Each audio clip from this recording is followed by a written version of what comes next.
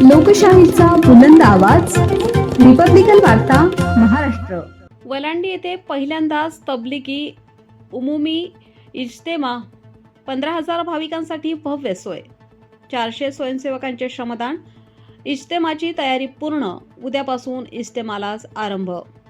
देवणी तालुक्यातील वलांडी येथे दिनांक 7 व 8 जानेवारी 2026 रोजी पहिल्यांदाच तबलिगी उमुमी इज्तेमा आयोजित करण्यात आला असून या 2 दिवसीय धार्मिक संमेलनासाठी जोरदार तयारी सुरू आहे.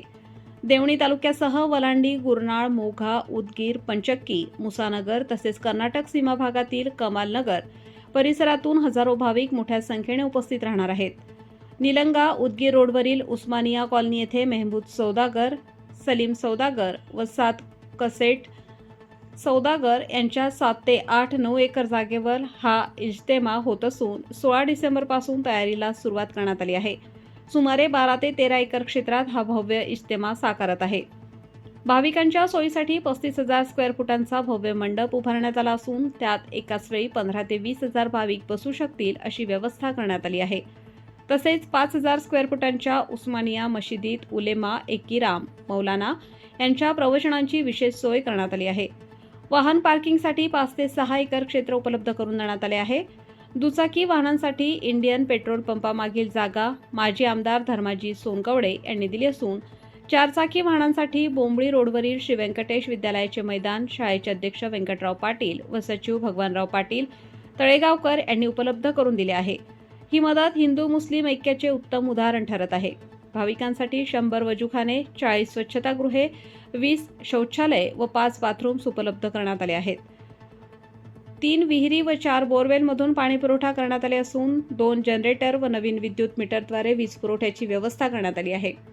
अल्प दरात भोजन मिळावे यासाठी स्वतंत्र जेवण झोन तसेच 5 हॉटेल्स व इतर दुकाने उभारण्यात आली आहेत.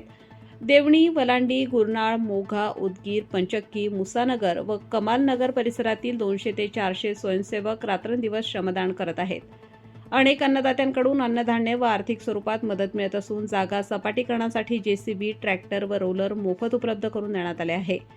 या इज्तेमात शिस्त, साधेपणा, बंधुता व एकात्मतेचा संदेश दिला जातो.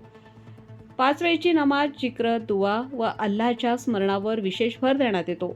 येथे कोणत्याही प्रकारच्या वादविवादा व टीका टिप्पणीस पूर्णतः स्थान नसते. दिनांक 8 जानेवारी रोजी रात्री 9 वाजता दुआने इज्तेमाची सांगता होणार असून त्यानंतर 15 ते 20 जमाती 4 महिने व 40 दिवसांच्या धार्मिक दौऱ्यावर रवाना होणार आहेत.